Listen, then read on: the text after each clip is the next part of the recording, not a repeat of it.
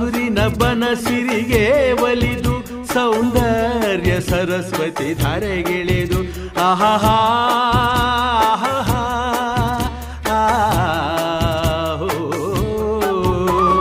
ಹರಿಯುವ ನದಿಯಲ್ಲಿ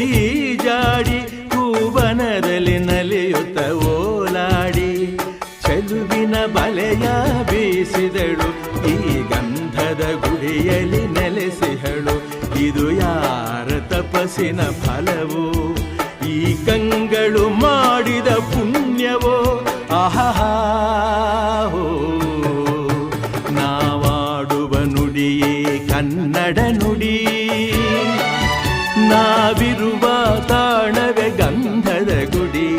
ಅಂದದ ಗುಡಿ ಗಂಧದ ಗುಡಿ